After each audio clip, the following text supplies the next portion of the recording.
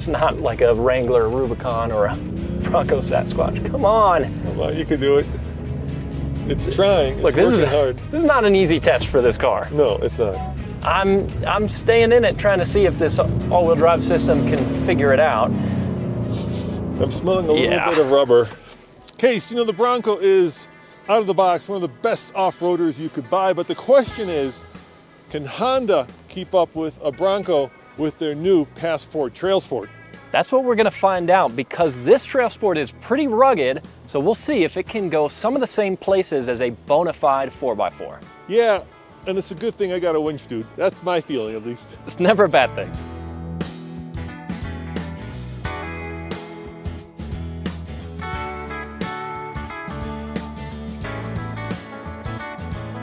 Snow traction is really about two things: the vehicle's four-wheel drive or all-wheel drive system, and probably more importantly, tires. Now, our Bronco came with Goodyear Terrain MTs from the factory, and these are 35s.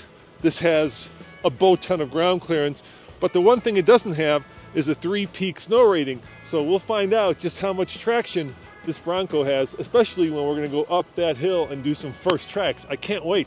One of the best things Honda did with the TrailSport was give it a set of 31-inch General Grabber ATs, which is a large and reasonably aggressive tire for an SUV in this segment, although they are just M&S rated. Kase, I kind of feel like you brought a knife to a machine gun fight, and so I think this Bronco does set the standard. So let's take this up first, see if it can even make it up, and we'll do first tracks with it, and then we'll see just how well the Honda does. That sounds good to me. I wouldn't want to go anywhere that this is getting stopped up by. Yeah, and there's a good chance that this is going to get stuck. It might. It's steep. It's a lot of snow, Yeah. and I just took a tumble because underneath is a lot of ice. Yeah.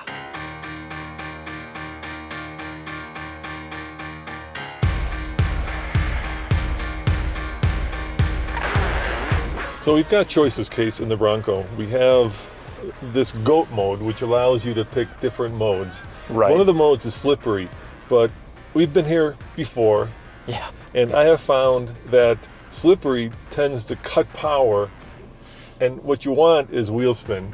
Especially on this pretty steep and articulated section of trail that we're about to hit. So I have cunningly put it into mud and ruts mode, Okay. and I will also lock the front diff. Potentially a nice thing. And the question is, do you want to try the easy way? In other words, truth or dare? Well, seeing as we're in a Bronco on 35s, There it is. yeah, we have to try. All right. So I'm going to take it slow the first time, see how far I can get. That's brave. And then we may have to use some momentum. Yeah, I'm gonna plan to use momentum in the Passport, at least a little bit of it right off the bat. I'm actually quite surprised how well this is doing. So far, it's not bad, even though this Bronco is kind of designed to be a bit of a mud fjorder. Oh, look at that. Look at that, huh? Lockers. Yeah. I gotta say, this is easy. I was really nervous about it, but it's not struggling whatsoever. Yeah, so far, no problem at all.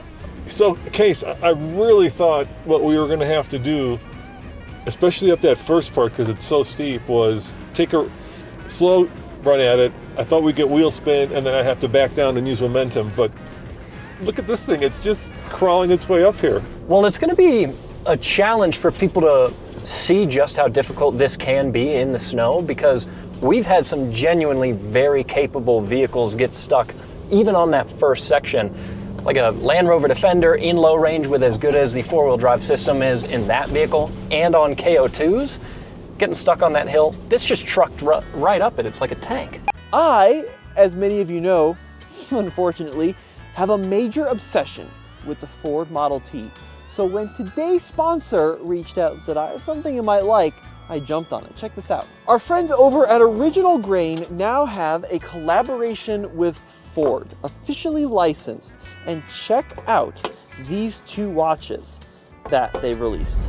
So starting with this beautiful wooden box, we see the vintage Model T style Ford script. And when I lift up the top, really nicely done inside of the box with this felt certificate of authenticity. And then let's look at the timepiece itself. Now this is a really cool design. So it's a full automatic movement with that skeleton case. You can see the movement do its thing. And it's got this wood inlay here on the band and also around the dial, being of course full automatic, no batteries required. And even cooler than that, if I remove it from the packaging here and flip it over, you can actually see the mechanism through that back with the Ford script in there. That is super cool. Now, if you want something with a little bit more of a modern flair, Original Grain also has this F-Series collaboration, and let's check out what this one looks like. So, a little bit of a bigger watch in general, but very cool Ford themed with this metal strap and the little engravings there. Once again, we got that wood inlay. We got that really cool Ford blue along the inside of the face there, and if I flip it upside down, you can see we still have that skeleton case there with the full automatic movement. Feels really high quality, and the best part about these timepieces is they even come with some accessories like this little F-Series branded leather keychain.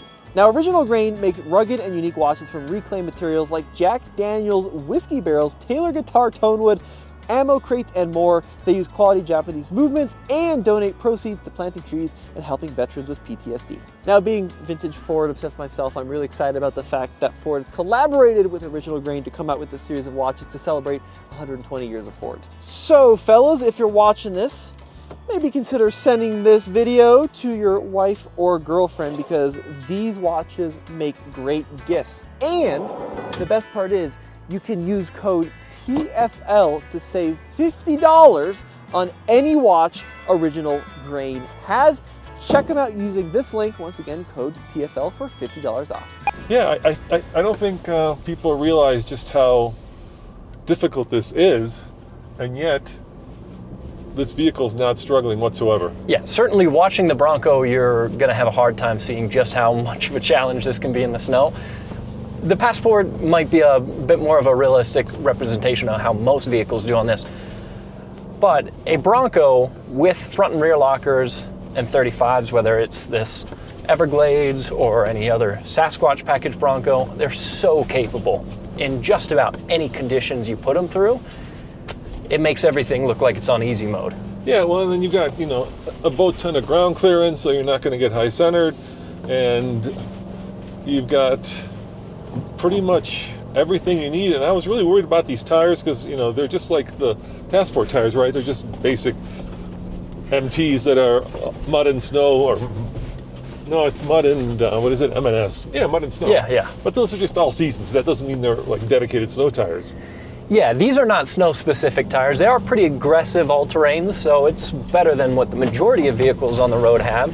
And we can see that right now because we've got no problem clawing through and finding traction. And the deep snow is so much fun in these. It is so much fun, Kase. Oh my God, that is a hoot. Well, let me turn around. Let's head back and see if we can have as much fun in the Passport. I mean, really the question, we figured this would do it, right? The question we're asking is, is the Honda Passport TrailSport a poser, or is it something that you can take seriously off-road like this? Because ultimately there's a lot of compromise in a vehicle like this Bronco. To be as good off-road as it is, it makes other sacrifices in fuel economy and on-road drivability and practicality. So that Passport, if it's capable to even follow the tracks that we just cut through, I'll be very impressed. Yeah, and I figured, we should do some first tracks with this, give the Passport a little bit of a chance, but I feel like we've thrown it into the deep end here. This is not... For sure. We've given it a difficult challenge for today because these two vehicles don't at all compete. No. They are not in the same category. Even though they do compete on price. Sure, yeah. They're not far off. Yeah, but they don't compete on usability. But you've got a 4-cylinder. Passport's got a V6. Yeah, it's like a muscle car. Yeah, but off-road, it doesn't matter. You know that. No, it doesn't. Yeah. But there's no replacement for displacement, Roman. Unless you're off-road. Oh, yeah. And you got a turbo. The turbo helps. I'm sure the guys who go mudding seriously would disagree with that, but at least in these conditions. I don't know. A lot of mudders like big block Chevys, I think. Yes, true that. So I'm really curious about the Passport, see if it's got like serious off-road cred, or, if it's something that you should just kind of stick to the main road, the main roads, or maybe the main unplowed roads, but not take it into the off-road when it gets snowy and deep like this. This is a very tried and true formula, and it never goes wrong. Lockers, low range, big tires. The Passport is not the same approach, so it's definitely going to perform differently. But I'm hoping, especially through this first hill, that it can still come through and get us up to the top. Yeah, we might have to do truth instead of dare. I'm just already a little worried about this. We're going to give the hard line a go. Yeah, give it a go. That's got sliders, rock sliders. Oh yeah! Yeah, and skid plates, and Hell yeah! we won't need the recovery points. I'm about to crash into it. Yeah, it's slick. There it goes. Nice. Sweet. All right, let's go try the Passport.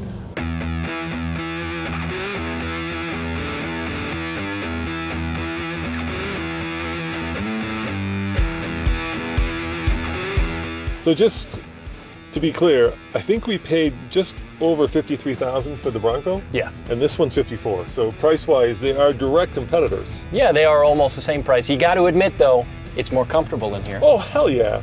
And stylish. Yeah, we got some more features, some better materials. I am in trail mode because it's a little more aggressive. IVTM4 all-wheel drive system on this is very impressive. We don't have tons of ground clearance. About 8.3 inches, And you are. and I'm getting pushed into the... You're going backwards. Yeah, And this is dare. yeah. This is the hard side. Look, it's not going to be easy. You can try to straddle it. There's Yeah. a little bit of a V-notch here, so maybe if you can put the passenger side wheels a little bit farther. Yeah, To your it is right? slick, so I'm getting pushed around a little bit wherever the hill wants to put me. Come on. V6. Oh, we're clawing. Those two. Look, it's not giving up. No, and those two extra cylinders are there. Look at that. Dude, it's kind of doing it. This is where the Bronco got stuck, but it figured it out. I'm staying in it, trying to see if this all-wheel drive system can figure it out. I'm smelling a little bit of rubber. Shall we take truth? We can, yeah. Let's go and take the easier route and see if we can make it. Look, it gave it a good effort. I was impressed, but there's like a little ledge there that it just, be careful of this tree. Yeah. Ultimately, with enough momentum, it would be possible. What do you think? I think I could give it one more run. You're going to do the Nathan a little method, bit of huh? speed. You know what happens when you use the Nathan method? You get up the hill. Or things break. All right, We'll give it a shot. Give it one more shot. You might It's have to just start hard lower. to even get any Momentum speed period. going. Yeah. Is it cutting power? It's employing every tool in its toolkit Yeah. to try and get up there. It's just its toolkit isn't big enough. Well, its toolkit doesn't include lockers, low range, And or 35s. 35s. So that is a challenge. Having said that, we got pretty far. We did. We got to the hardest part of it. Yeah. I'm going to give it one more go with just a little bit more momentum. What I don't want to do is use so much momentum that we bottom out hard. Yeah, So- the problem is ground clearance. It is. 8.3 inches of ground clearance on this is not a ton. We do have rocker protection, and it's cutting power on me even as I'm trying to build up some speed, so Yeah. I just don't think it's going to do it. We'll go the easier way. I am enjoying the heated seats, though, so this is nice. Heated seats, and the heated big, steering wheel. You know, and the big, if we open it up, the big Yeah, roof we've here. got a massive glass roof Look at that's that. all Yeah, we can see the snow covered now. in raindrops. Yeah, Snow. and this beautiful interior, these nice leather seats. I mean, you know, what you're missing in off-road goodness in terms of like mechanical ability, you're gaining in interior luxury. Ultimately, it's not controversial to say that this is a better daily driver. Oh no, not at all. It's more practical, more spacious in the ways that count. It's still got a lot of pretty rugged features and capability. These tires, for one, are a pretty nice thing to have. Oh, come on. Right as I'm complimenting Yeah, it. you got to thread the needle between these two trees, and that's not easy because it's pushing you sideways. Yeah, we're getting dragged in all different go. directions, but look, things like that, situations in deep snow, like what we just Don't went lose through, momentum. That's all I'm going to say. Keep where going. situations like what we just went through, Yeah. where it's able to use this all-wheel drive system, IVTM4, to get through, that's pretty impressive. This system can send as much as 70% of the torque to the rear end and 100% of that torque to either rear wheel. So it's a super intelligent system. Historically has performed really well on our slip test. So it's pretty capable. It's just hard to compare anything to a Bronco on 35s. Yeah, and it's orange. You know, We like the orange. It stands out in the snow. Yeah, the color just pops it, especially in the snow. Come on, you can do it. You can do it. We're gonna try to go. Yeah, we're gonna try to get to the same place we out. got with the Bronco. You have to admit the Bronco was just kind of like effortless. Effortless. Yeah, this 100%. this thing is working hard to do it. It is. Yeah, we're getting pushed around a lot, and some of the bumps that are in the road that the Bronco cleared with absolutely no problem, this is not going to clear as easily because 8.3 inches of ground clearance is better than the average car out there, but it is not. It's not like a Wrangler Rubicon or a Bronco Sasquatch. Come on. Come on, you can do it. It's trying. It's Look, working hard. This is not an easy test for this car. No, it's not. I'm going to back up a little bit. That's what I was saying before. You don't want to lose momentum. Yeah, but the funny thing is, so this is a very intelligent traction control system, Yeah. but even a lot of times when you keep your foot in it, it cuts feels power. slip and it cuts power. So it doesn't necessarily make it that easy to keep momentum all the time because it's not strictly what the car always Come on, you wants. can do it. Just get up and over this hill. Oh, it's so See, close. that's where it's bogging, Oh, there we go. and I wish it wouldn't. So yeah, we'll try and Keep it just going. keep a little more speed Yeah. in general, even though once we get around, it's getting us bounced around a lot. once we get through this part and by the fence there, it moves out quite a bit. Because this is another thing that you notice. This is a car that's meant to spend most of its time on the street, and the suspension feels that way. How is your back loving this? It's fine. my back is fine. It is not, comfortable, but It's not an off-road suspension. no. It's designed to spend 90-95% of the time on the road. But I am seriously. I was going to say impressed. I'm hoping we didn't break anything there. No, we got skid plates and even the optional rock sliders under our rockers on this car. So it's actually pretty well protected underneath, which I feel good about. And actually a recovery hook in the front there too, so if we do get stuck. Yeah, we've got color-matched orange recovery points. Yeah, we can bring the Bronco up here and pull it out. Pull the Bronco out, you mean? No, pull this out. I think the Bronco is not going to need pulling out. So, let's go around the little curve here.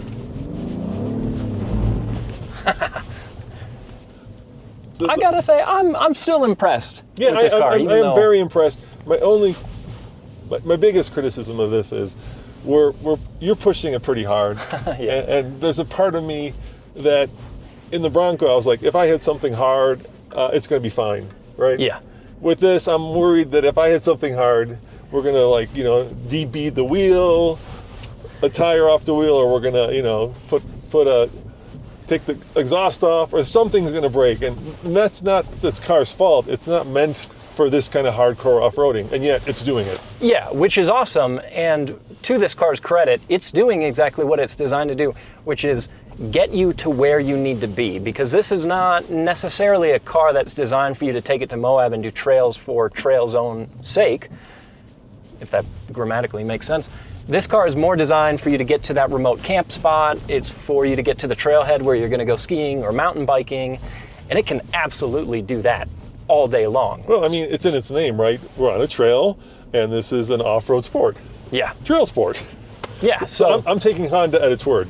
100%. It's not designed to go up against Wranglers and Broncos, even though that's what we're doing with it, and we're kind of illustrating some of those differences. But man, this Passport can absolutely get you to anywhere you need to go. All right, so let me ask you this before we wrap this up.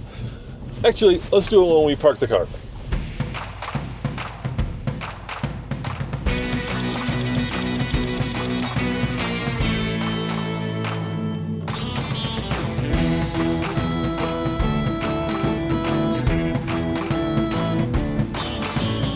All right, Kase, on a scale of 1 to 10, and let me give you what 1 is and 10 is. So 1 on the off-road scale would be, let's call it a Lamborghini Storado. Yeah. Yeah. Yeah. It's got tires. Yeah, maybe a 2. So that's a 2. Sure. All right. And 10 being the Bronco. Yeah. Where does the Passport fit?